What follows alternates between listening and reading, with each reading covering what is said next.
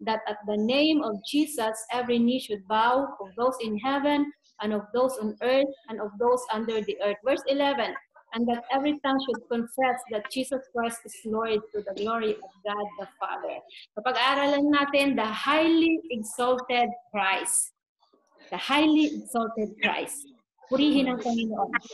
Pangalan ng ating ang ating Panginoon ay tunay na maitanghal, tunay na maihayag, tunay na maparangalan sa bawat buhay natin, sa lahat ng dako, sa lahat ng sa bawat mga nilalang. So, the highly exalted Christ, His name is above all name.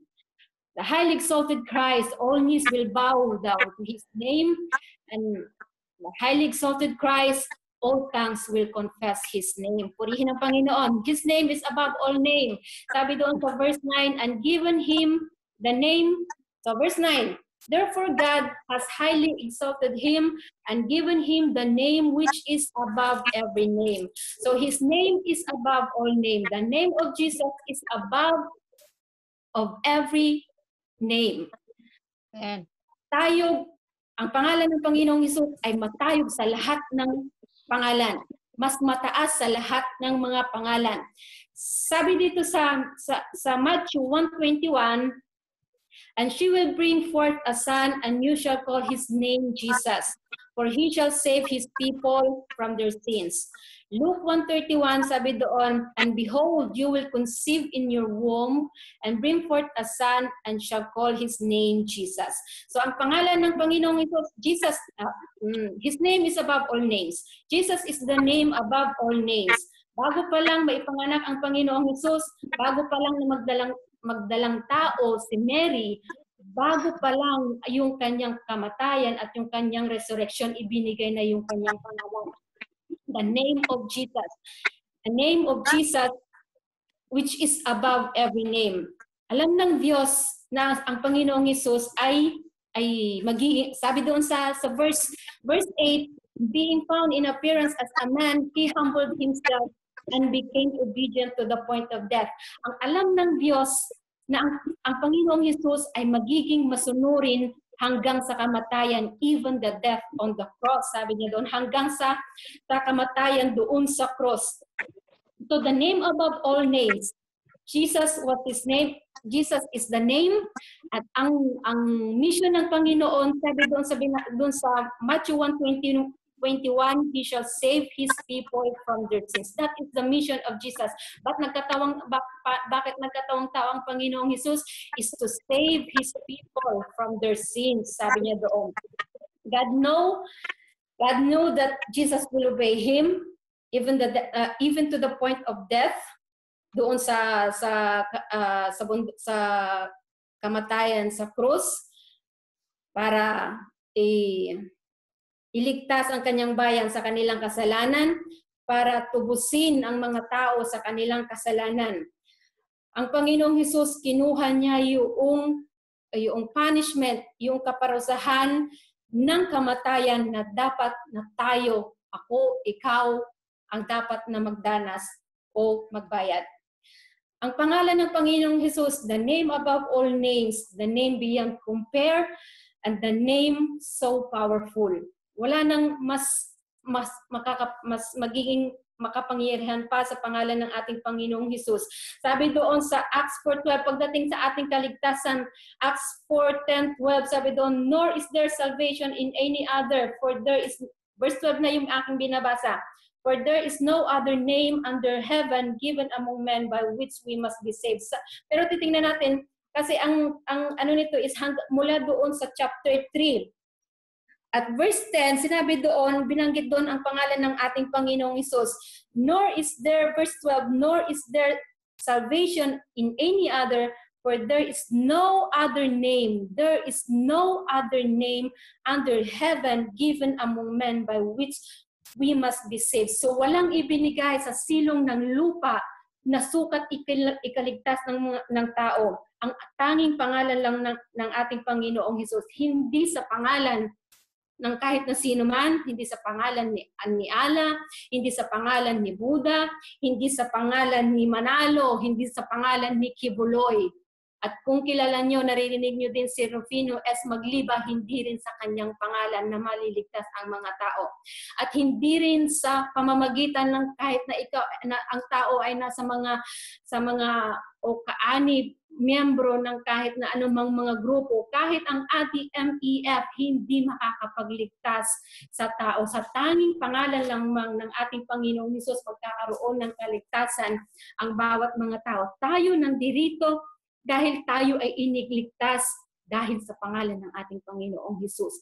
Sa pamamagitan lamang ng makapangyarihang pangalan ng ating Panginoong Hesus. Dahil ang ating Panginoong Hesus lamang yung namatay para sa ating mga kasalanan, para sa kasalanan ng buong mundo. Dahil ang Panginoong Hesus lamang yung nabayubay doon sa krus ng Kalbaryo. Dahil ang Panginoong Hesus lamang yung namatay at nabuhay na muli at ngayon ay naluluklok sa trono ng kalangitan. Sabi doon sa Hebrews 1:3, when He had by Himself purged our sins, sat down at the right hand on the majesty on high. Ang pangalan ng Panginoong Hesus ay makapangyarihan na magligtas ng lahat ng mga lalapit sa Kanya. Romans 10:13, whoever call on the name of the Lord shall be saved. Ang pangalan ng ating Panginoong Hesus ay makapangyarihan na magliligtas. Sa panahong ito ng coronavirus, ang kailangan ng buong mundo ay ang Panginoong Hesus. Amen. Walang sino man na makakapagligtas sa lahat ng mga naapektuhan o sa bawat mga nasyon na naapektuhan, walang sino man na makakapagligtas, makakatulong kundi ang Panginoong Hesus lamang. At walang mga bansa, walang tao na magkakaroon ng kahit na kapayapaan sa ibang pangalan kundi sa pangalan lamang ng ating Panginoong Hesus. Christ has redeemed us from the curse of the law. Sabi doon sa Galatians 3:13. Christ has redeemed us from the curse of the law, having a curse for us, for it is written, curse is everyone who hangs on a tree. Ang bawat sinumpa ang sino man na yung mahahang sa kahoy. At ang Panginoong Hesus ay nabayubay, nahang doon sa cross dahil sa ating kasalanan. Ang Panginoong Hesus ay naging sumpa dahil sa ating mga kasalanan. Sabi doon sa Galatians 3:10, sinusumpa ang lahat ng mga hindi nananatili sa lahat ng mga bagay na nasusulat sa aklat ng kautusan upang gawin nila. So tayo, we are cursed under the law. Lahat, kasi hindi natin kayang gawin ang anumang mga nakasulat doon sa kautusan. Magkakamali. Sabi niya doon, sinusumpa ang lahat ang hindi nananatili sa lahat ng mga bagay kasi nagkakamali ang bawat mga tao. Lahat ng tao ay guilty dahil hindi nasusunod ang kung ano yung nakasulat, kung ano yung kautusan ng ating Panginoon dahil walang perpekto. Ang lahat ay hindi nakaabot sa kaluwalhatian ng Diyos o hindi naging karapat-dapat sa harapan ng Diyos. So lahat tayo ay mga sinumpa. Pero salamat sa Panginoong Hesus kasi siya yung naging sumpa. Kinuha niya yung sumpa ng kamatayan. Kinuha niya yung sumpa ng kasalanan na dapat ay tayo ang dumanas, na tayong dapat na magbayad. Ang Panginoong Hesus yung nabayubay doon sa krus para sa ating mga kasalanan at tayo ay kanyang pinalaya mula doon sa sumpa ng kautusan. Salamat sa Panginoon, tayo ay kanyang tinubos. Tinubos tayo ni Kristo mula sa sumpa. Tayo ngayon ay malaya mula sa sumpa ng kasalanan. Tayo ngayon ay malaya sa kamatayan. Salamat sa Panginoon dahil ang ating Panginoong Hesus ay namatay at napako doon sa krus para sa ating kalayaan at sa ating kaligtasan. Si Jesus lang ang gumawa noon. Wala nang iba pang gumawa noon. Wala nang ibang namatay pa para sa kaligtasan ng tao, kundi ang Panginoong Hesus lang yung namatay para sa lahat ng tao sa mundo, para sa lahat ng kanyang nilalang. Diyos na nagkatawang tao. Ang ating Panginoon ay Diyos na nagkatawang tao para iligtas ang lahat ng kanyang nilikha. Salamat sa Panginoon. Sa panahon ngayon ng COVID, alam natin ginagamit ng Panginoon ang bawat mga doktor, bawat mga medisina para sa kagalingan ng mga tao. Pero alam natin, Kahit ang mga doctors, nakikita natin sa mga video na yung bago sila, yung nananalangin sila dahil alam nila na wala silang magagawa sa ano ngayon, sa panahon na to, sa COVID na ito, wala silang magagawa sa kanilang sarili, sa kanilang mga kakayahan, sa kanilang mga pinag-aralan. Kaya sila dumudulog sa Panginoon dahil alam nila, kinikilala nila na ang Panginoong Hesus lamang ang pwedeng makapagbigay ng kagalingan sa lahat ng mga nahawa. Salamat sa Panginoon. There is healing in the name of Jesus. For the name of Jesus has the power to heal the sick. Salamat sa Panginoon. By His stripes we are healed. Alam natin yung doon sa Acts 3, verse 6 to 7, yung ipinanganak na lumpo. Sabi ni Apostle Peter, silver and gold I do not have, but what I do have I give you. In the name of Jesus Christ of Nazareth, rise up and walk. In the name of Jesus Christ of Nazareth, rise up and walk. Sa pangalan ni Jesus Kristo ng taga Nazareth, tumayo ka at lumakad. Verse 16, and His name, through faith in His name, He made this man strong. Sa pamamagitan ng pangalan ng ating Panginoong Jesus, yung lumpo mula pagkabata, mula sa kanyang sinapupunan, siya ay nakalakad na muli. Silver and gold I have none, sabi ni Apostle Peter. But what I do have, I give you. In the name of Jesus Christ of Nazareth, rise up and walk. At sa unang beses ng kanyang buhay, yung lumpo ay nakalakad dahil sa pangalan ng ating Panginoong Hesus. Purihin ang Panginoon. Sabi ng Panginoon Jesus doon sa Luke 4:18, nung binasa niya, yung binigay sa kanya yung libro ni Isaiah, sabi doon, Luke 4:18, the Spirit of the Lord is upon me because He has anointed me to preach the gospel to the poor. He has sent me to heal the brokenhearted, to proclaim liberty to the captives and recovery of sight to the blind, to set at liberty those who are oppressed. Ang pangalan ng Panginoong Hesus ay magpapalaya, magpapagaling, magbibigay ng panibagong paningin, magbibigay ng kalayaan sa lahat ng mga nangangailangan dahil ang pangalan ng ating Panginoong Hesus ay makapangyarihan. There is power in the name of Jesus. Jesus is the most powerful name. Wala nang ibang pangalan pa na mas makapangyarihan sa pangalan ng ating Panginoong Hesus. Ang pangalan lamang ng ating Panginoon. Jesus is the name above every name. Jesus is the name above all names. Purihin ang Panginoon. Salamat sa ating Diyos dahil ang ating Panginoon, ang pangalan ng ating Panginoon ay matayog sa lahat ng pangalan. Mataas sa lahat ng pangalan. Purihin ang ating Diyos. So pangalawa, all knees will bow to His name. Verse 10, that at the name of Jesus, every knee should bow, of those in heaven and of those on earth and of those under the earth. Ang dakilang pangalan ng ating Panginoong Hesus, luluhuran ng bawat mga tuhod. Amen. Bawat tuhod ay luluhod kay Kristo. Hindi pa ngayon lahat. Ngunit tiyak dahil sinabi ng Biblia na lahat ng tuhod ay luluhod sa kanyang pangalan. Tiyak na darating ang panahon na ang lahat ng nilalang ay luluhod sa kanyang paanan. Sabi doon sa Romans 14:12, so then each of us shall give account of himself to God. And 2 Timothy chapter 4 verse 1, I charge you therefore before God and the Lord Jesus Christ, who will judge the living and the dead at His appearing and His kingdom. Bawat isa ay haharap sa Panginoon. Magsusulit ang bawat isa ayon sa kanyang mga gawa, mabuti o masama. At habang sinusulit, alam natin pagdating ng panahon na iyon, luluhod ang bawat mga tuhod.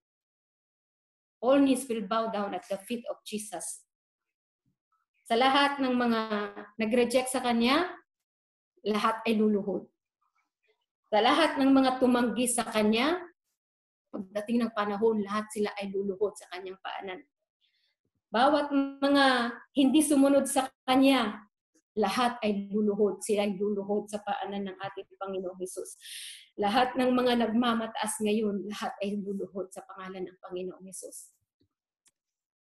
Every knee will bow at the name of Jesus.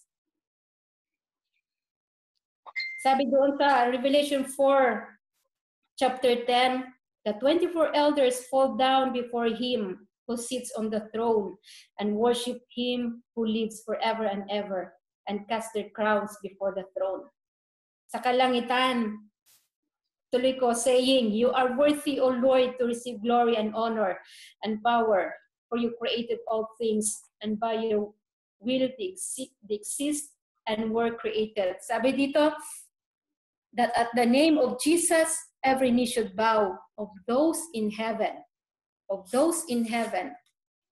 Alam natin, sabi doon sa Hebrew 1:6, let all the angels of God worship Him. Even the angels worshiping, bow down in worship to our Lord Jesus. Of those in heaven, lahat ng mga nasa kalangitan, lahat sila ay sumasamba sa ating Panginoon and they bow down at the feet of Jesus. The 24 elders fall down at the feet of Him who lives forever and ever. Sabi doon, the 24 elders fall down before Him who sits on the throne and worship Him who lives forever and ever and cast their crowns before the throne. So lahat ng mga nilalang ay luluhod sa paanan ng ating Panginoong Hesus. All the living will bow down to Him in worship. Tayo, nandito pa tayo, and we are bowing down at the feet of Jesus in worship, in adoration. Tayo ay nagpupuri sa Panginoon. Our heart bow down to our Lord. And we worship Him. Sa ating mananalangin, we bow down our knees because He is our God. Dahil ang ating Panginoong Hesus ay ating Diyos and we will bow down to Him. Tayo ay susuko, tayo ay luluhod sa pangalan ng ating Panginoong Hesus. No one can stand up against Christ sa Kanyang pangalan. Gaano man kataas o gaano man kakapangyarihan sa panahong kasalukuyan, lahat ay luluhod kay Kristo. Walang mas matayog, walang mas mataas, walang mas makapangyarihan sa ating dakilang Diyos. Dahil lahat ng tuhod ay luluhod sa pangalan ng ating Panginoong Hesus. Pangatlo, every tongue will confess His name. Verse 11, and that every tongue should confess that Jesus Christ is Lord to the glory of God the Father. Every tongue should confess that Jesus Christ is Lord to the glory of God the Father. Lahat ng mga labi ay magsasabing si Kristo ay Panginoon. Amen. Lahat ng mga labi ay magsasabi na si Kristo na ay Panginoon to the glory of God the Father. Tayo ay naniniwala ng ating Panginoong Hesus ay 100% God. Ang ating Panginoong Hesus ay 100% man. Siya ang Diyos na nagkatawang tao. Maraming mga naniniwala sa Kanyang pagka-Diyos. Maraming mga hindi naniniwala sa Kanyang pagka-Diyos, sa pagka-Diyos ni Kristo. May mga naniniwala na Siya ay tao lamang. May mga paniniwala din na Siya ay isang Diyos, hindi Siya tunay na Diyos. Sinasabi nila na Siya ay Diyos pero yung small g, small God. So hindi Siya tunay na Diyos. May mga naniniwala na Siya ay propeta lang. At may mga naniniwala din na Siya ay nilikha lang. Pero alam natin, sabi doon, ang ating Panginoon ay tunay na Diyos. Sabi doon sa John 1:3, without Him, nothing was made that was made. Kung wala Siya, walang nagawa, walang nalikha na nalikha. Hebrew 1:2, through whom He made the worlds, binanggit doon. So ang Panginoong Hesus ang gumawa ng lahat ng mga bagay. Kung wala Siya, walang mga nalikha na nalikha. So alam natin na ang ating Panginoon ay Diyos.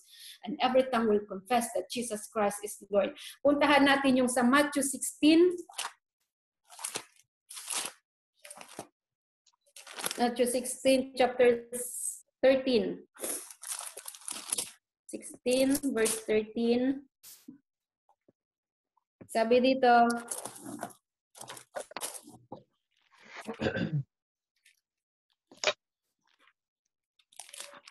Matthew 13.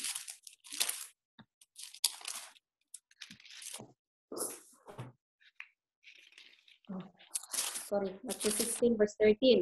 So, nandiyan na kayo. Sabi dito, basahin ko, when Jesus came into the region of Caesarea Philippi, he asked his disciples saying, who do men say that I, the Son of Man, am? So they said, some say John the Baptist, some Elijah, and others Jeremiah or one of the prophets. Verse 15, he said to them, but who do you say that I am? Verse 16, Simon Peter answered and said, you are the Christ, the Son of the living God. Verse 17, Jesus answered and said to him, blessed are you, Simon Bar-Jonah, for flesh and blood has not revealed this to you, but my Father who is in heaven. So si Peter, so ang tanong ng Panginoon sa kanila kung sino ang kung ano ang sabi ng mga tao sa anak ng tao, ng mga tao sa anak ng tao, ang Panginoong Hesus. So ang sagot nila, si John the Baptist, si Elijah, si Jeremiah, o propeta. Pero sabi ng Panginoon, but who do you say that I am? Sa atin, who do you say that I am? Tanong sa atin ng Panginoon, and you are the Christ, the Son of the living God. At sagot ni Simon Peter, blessed are you, sabi ng Panginoong Hesus sa kanya, Simon Bar-Jonah, for flesh and blood has not revealed this to you, but my Father who is in heaven. So mapalad, sabi ng Panginoong Hesus, mapalad ka, Simon Bar-Jonah, kasi hindi ito ay pinahayag sa iyo ng Diyos Ama, ang bagay na ito sa iyo. At tayo ay mapalad dahil nakilala natin na ang ating Panginoon, na si Kristo ay ating Panginoon, na pinahayag sa atin na si Kristo ay tunay na Diyos. Tayo ay mapalad kasi nakilala natin yung tunay na Diyos. Hindi yung Diyos natin ngayon ay Diyos lang ng Diyos ng sanlibutan, no, kung sino-sino mang Diyos diyan. Pero yung Diyos natin, ipinahayag ng Diyos na iyon ay tunay na Diyos. Salamat sa Panginoon, we are blessed dahil nakilala natin ang ating Panginoon. Tayo ay mapalad dahil inihayag iyon sa atin ng ating Diyos, ng ating Panginoon ay tunay na Diyos. And we believe in His name, because in His name, siya yung ating tagapagligtas, siya yung ating Panginoon. Blessed are those who confess that Jesus is Lord. Sabi doon sa Matthew, many will come and say that they are Matthew 24. Sandali lang.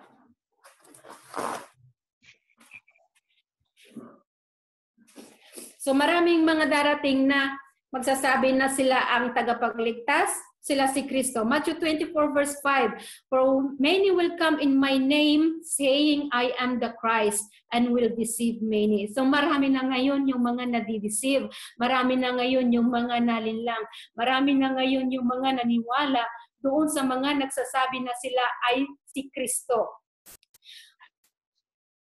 Matthew 24 verse 23, then if anyone says to you, look, here is the Christ, or there, do not believe it. Pagdating ng ito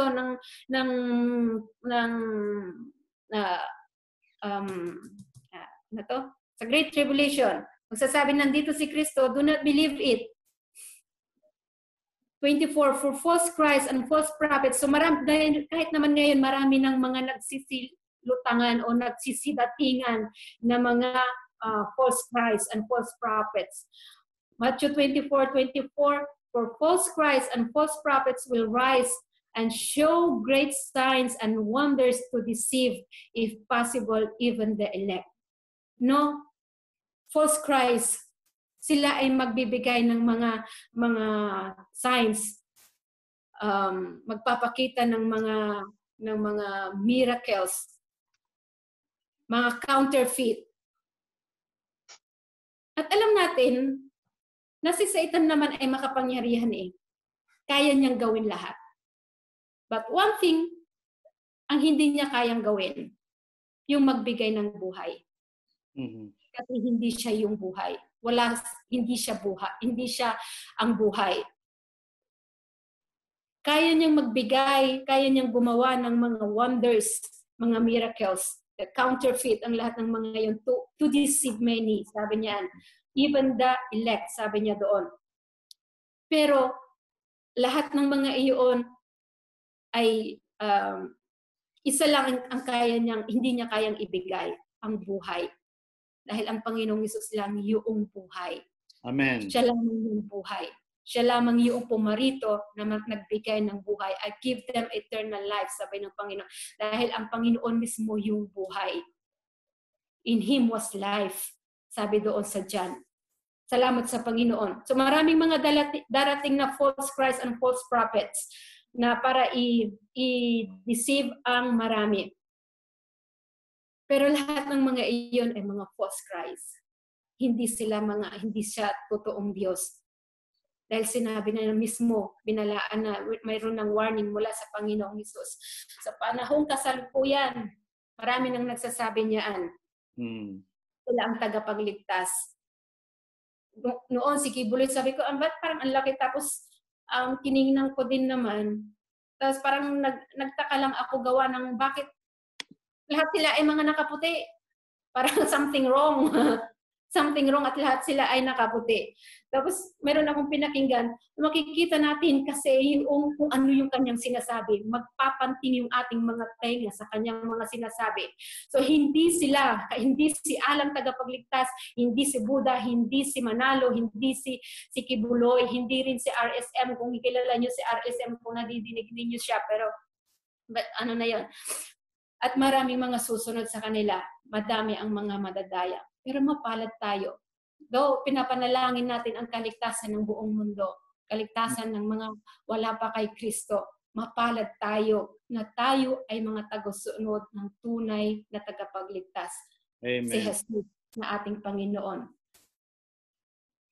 Sila, they will claim that they are the Christ, pero pagdating ng panahon, lahat sila, they will acknowledge. They will all acknowledge that Jesus is Lord. And every tongue, kasi sabi niya, every tongue, walang sino man, every tongue. Pag sinabi ng every tongue, lahat, kahit na yung mga ngayon, kahit na yung mga nagsasabi ngayon na sila ay si Kristo, every tongue will confess, they will confess at the end of the ages that Jesus Christ is Lord to the glory of God the Father. Those who reject Christ will confess that Jesus Christ is Lord at the end of the ages. Sa lahat, pagdating ng panahon, lahat ng mga iyon ay magsasabing si Kristo ay Panginoon.